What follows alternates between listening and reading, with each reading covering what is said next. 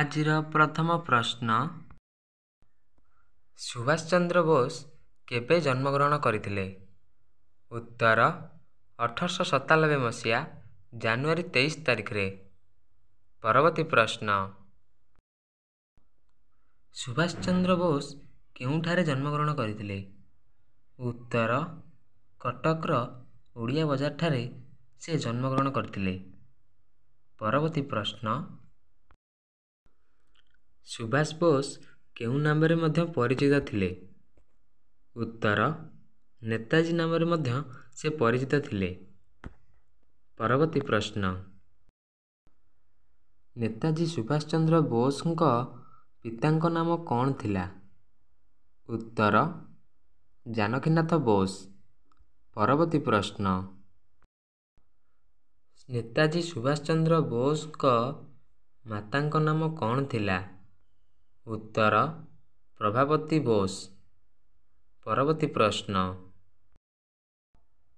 ନେତାଜୀ ସୁଭାଷ ଚନ୍ଦ୍ର ବୋଷ କେଉଁ ମସିହାରେ matric pass କରିଥିଲେ? ଉତ୍ତର 1913 ମସିହାରେ। ପରବର୍ତ୍ତୀ ପ୍ରଶ୍ନ, ନେତାଜୀ ସିଭିଲ ସର୍ଭିସ ପଢ଼ିବା ପାଇଁ କେଉଁଠାକୁ ଯାଇଥିଲେ? ଉତ୍ତର ଇଂଲଣ୍ଡ। ପରବର୍ତ୍ତୀ ପ୍ରଶ୍ନ, ସୁଭାଷ ଚନ୍ଦ୍ର ବୋଷ ପ୍ରଥମ ଥର ପାଇଁ କେବେ ଜେଲ୍ ଯାଇଥିଲେ? ଉତ୍ତର 1921 ମସିହାରେ। ପରବର୍ତ୍ତୀ ପ୍ରଶ୍ନ,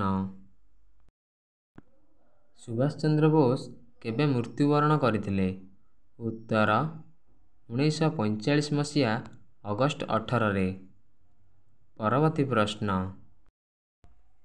ସୁଭାଷ ଚନ୍ଦ୍ର ବୋଷ କେତେ ପଢ଼ିଛନ୍ତି? ଉତ୍ତର BA ପଢ଼ିଛନ୍ତି।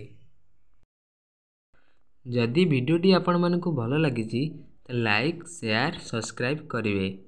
ଜୟ ଜଗନ୍ନାଥ।